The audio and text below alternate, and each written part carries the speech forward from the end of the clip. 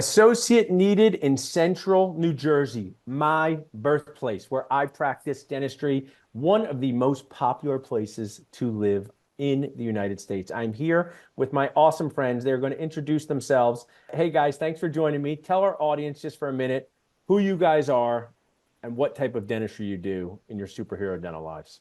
Well, my name is Julio Espinoza. I'm a prosthodontist. I trained at Columbia University, both for my DDS and my specialty. And I live in Medford, New Jersey, and we practice in Hamilton Square. Awesome. And I'm Joe Allo, and I'm a periodontist. I did my training at Tufts and at Columbia, which is where I met Dr. Espinoza. And I live in the area in West Windsor. I've been here for about 11 years. Awesome, guys. Well, I have, admire your model. We have one similar with specialists and general dentists hanging out on a daily basis. Our patients love it. They get to get more done under one roof. But we're here to help you through Dentist Job Connect. Find a match for your associate general dentist that's going to work for you. We've talked, where is the job, right? Central New Jersey. We both know this well. Tell us, why are you looking for an associate? Why are you looking for a general dentist to join you? Well, we're very busy. We're very busy. I'm working 5 days a week right now, full days, and there's limitations to our growth.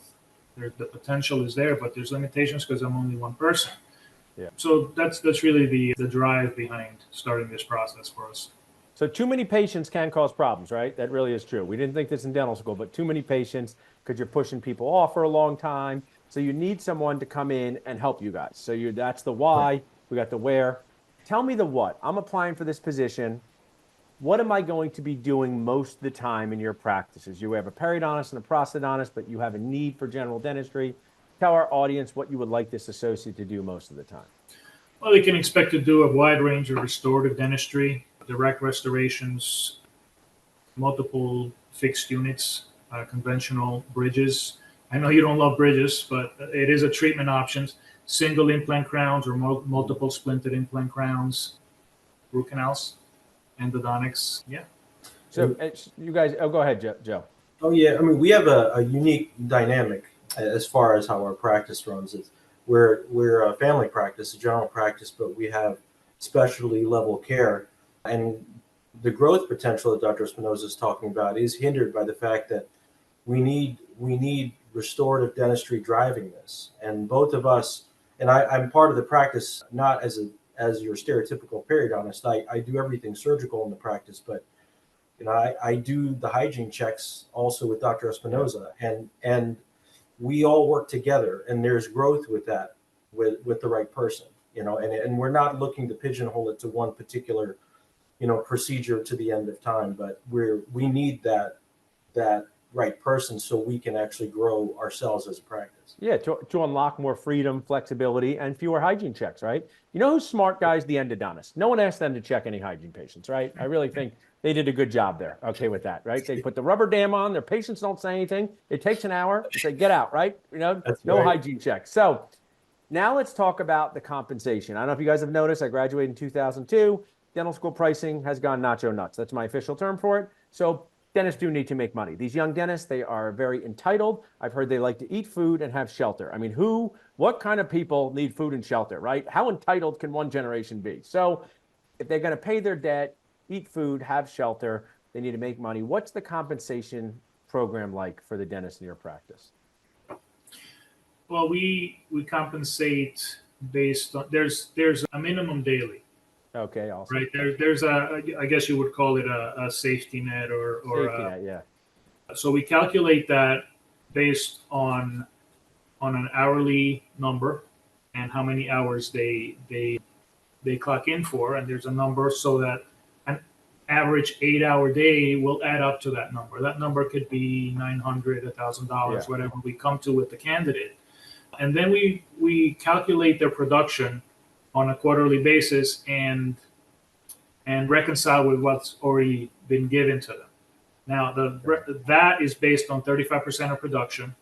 Nice. Any expenses associated with their work, such as heavy expenses. I'm not going to charge for like amalgam or materials like that, but like implant parts or lab fees, that kind of thing. That is proportional to their pay rate, so 35%.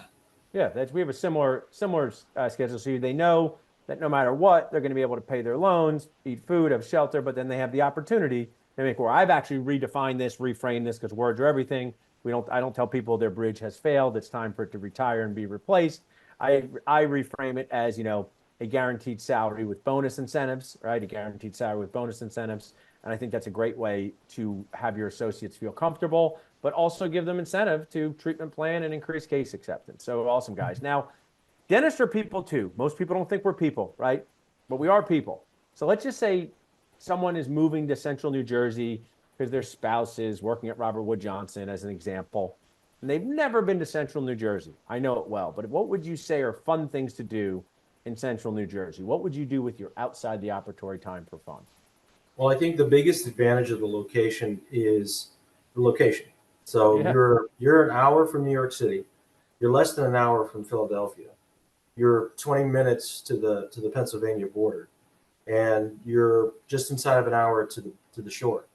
And I've lived in this area for about 11 years, and the reason why my wife and I moved here, even though I was commuting, or I'm still commuting down south also too, is the access to all the family oriented things, the universities there. There's a lot of outdoor activities, but you literally get a little bit of the ruggedness and the culture, everything together.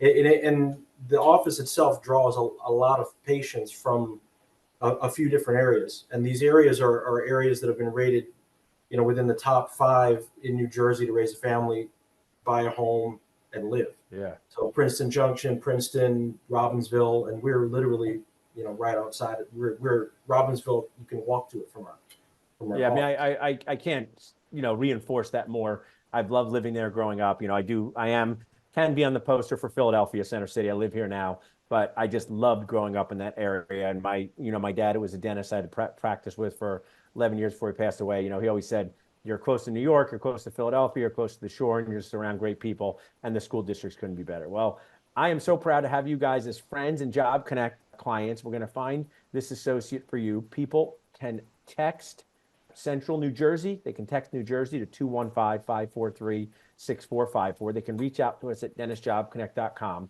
But one thing that, I love, I have your time here. You guys are busy guys.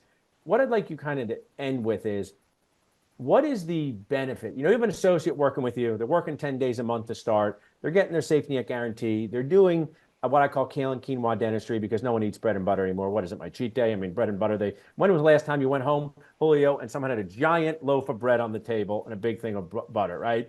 But they're doing that. But what is the value of the mentorship they're going to get working with two guys like you, working with your team, learning about advanced dentistry? Just tell us about that mentorship before we wrap up. That is huge.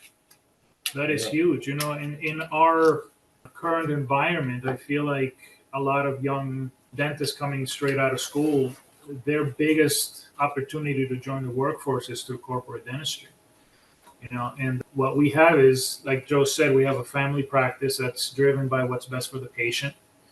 We believe that there's stability and prosperity in developing roots in a place, and having a practice have roots and embed itself in the community. And you get to know the patients, their life story, you know multiple generations of them. They're not going to want to go anywhere. If we participate or not on their insurance, they're not going to want to go. We've had patients leave and then come back because they saw what other practices are like. So we're very successful in that way. And that's what we need from an associate. We need somebody with that mindset. And to your question, being a prosthodontist, I don't want to limit a young dentist on what they're going to do. I'm not going to have them do a hygiene check and then I'm going to cherry pick what procedures from that treatment plan I'm gonna do. If they do a check and they identify all these problems, they're going to be taking care of that patient unless they're not comfortable. And I love that. We talk about, work on the case together, right? And I think, Exactly. it's so valuable. I mean, it could be extraction bone grafting with you, Right. Joseph. It could be crown So jewel.